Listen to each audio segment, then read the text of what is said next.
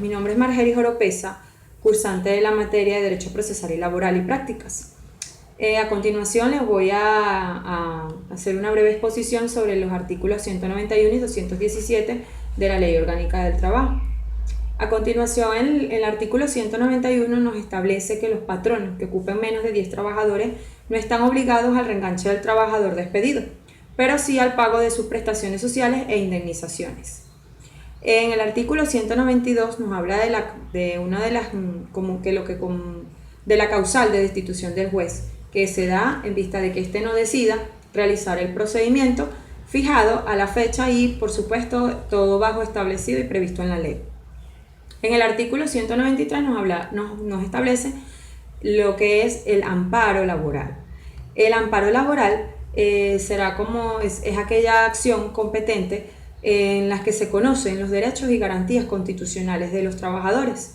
En este caso, nos afianzamos bajo la Constitución de la República Bolivariana de Venezuela como sus derechos, un derecho constitucional, un derecho primordial de darle al trabajador una buena condición ambiental de trabajo y, por supuesto, su pago, remuneración por su trabajo, es decir, dependiendo también del área laboral donde esté ejecute su acción. También podemos decir que en el artículo 195 nos establece la aplicación de la ley. En este caso, podemos decir que la ley se rige bajo la ley, los tribunales superiores del trabajo y bajo el Tribunal Supremo de Justicia.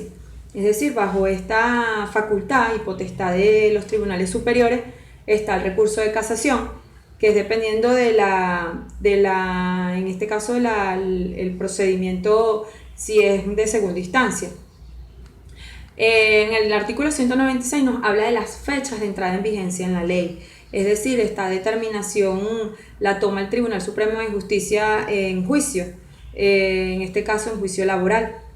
Las causas de primera instancia, podemos decir que una de las causas es que se da en el proceso en el momento en el que no se conteste la demanda, es decir, en el fondo, no se conteste el fondo de la demanda, pero queda como a cargo del juez de sustanciación, mediación y ejecución, es decir, a solicitud del juez se da a medida de esta función de medios alternos de conflicto. También tenemos que puede ser que se dé que la contestación, o sea, no contesten el fondo es decir, contesten el fondo de la demanda, pero ya esté vencido o esté por vencerse, es decir, se termina el lapso previsto. En este caso también se remitirá al juez superior, que llevará a cabo el proceso y dictaminará qué sentencia o qué resolución de conflictos le dará. También tenemos la tercera, la última, cuando se encuentre en el lapso de evacuación de pruebas y esté vencido, es decir, le llegue el momento de las partes a evacuar la evacuación de pruebas y esté vencido. ¿Qué se puede hacer en este proceso? Bueno, aquí se dará a solicitud los informes orales.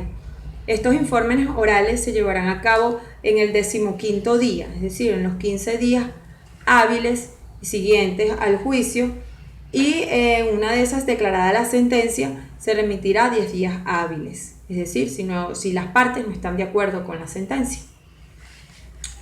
Nos vamos al artículo 201, que nos habla de la perención. Perdón, el artículo 198, que nos habla de la apelación.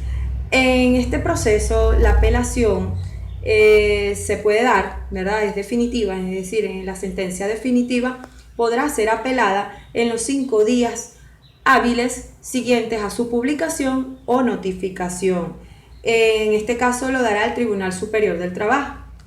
Y recordemos que se admitirá un recurso de casación aplicando el procedimiento que esté previsto en la ley.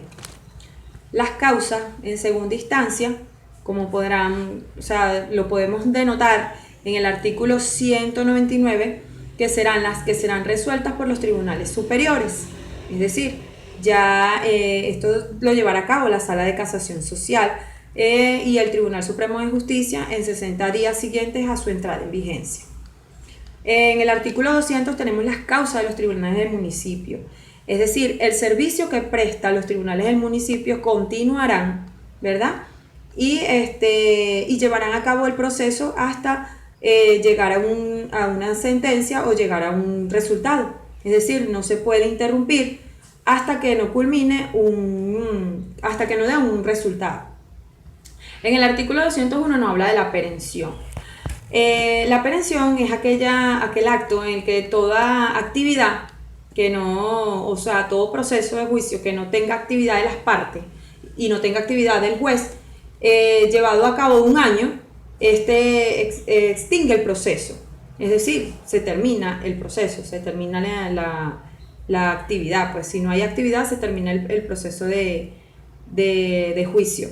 Es decir, una vez que, o sea, se extingue de pleno derecho, lo que llamamos o sea, comúnmente en los juicios, más si se da más de 1 año en vista de la causa de la actividad por las partes o por el juez. En el artículo 202 nos habla del auto expreso del tribunal. También se establece en el 203 o sea, esta causa no impide que se vuelva a proponer la demanda. Es decir, se extingue solo el proceso, es decir, las partes pueden continuar en vista de que no se cumpla el año de juicio. Es decir, para que no exista la perención. En el artículo 206 tenemos la vigencia del sistema de procuradurías de trabajadores. ¿Qué pasa?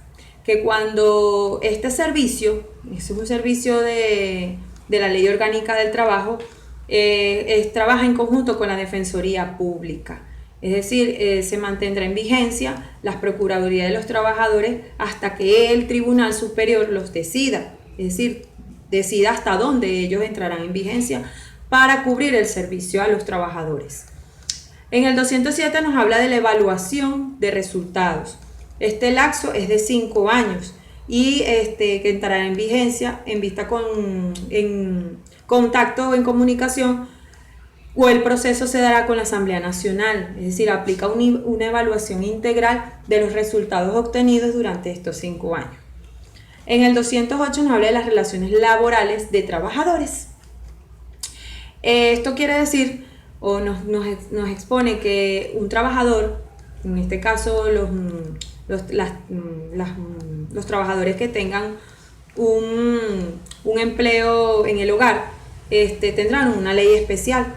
Este trabajador, en este caso el empleador, puede despedir al trabajador según sea la causa, y tendrá, como decir, la ley, tendrá que se ajustará a la ley, el empleador se ajustará a la ley para el pago previsto por su trabajo, es decir, por su acción laboral.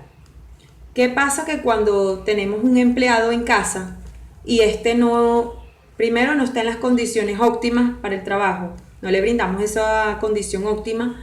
Tercero, no le damos un pago que sea ajustado a lo que es el sueldo y salario, a sus beneficios. Este trabajador se trasladará a uno de los tribunales, ¿verdad?, de sustanciación, o a un juez de sustanciación, mediación y ejecución laboral, para hacer valer sus derechos y garantías como trabajador, es decir, y todo lo que esté previsto en la ley. Bueno, espero que les haya servido un poco y sea breve esta explicación, esta exposición de lo que significan los artículos del 191 al 217 de la Ley Orgánica del Trabajo. Muchas gracias.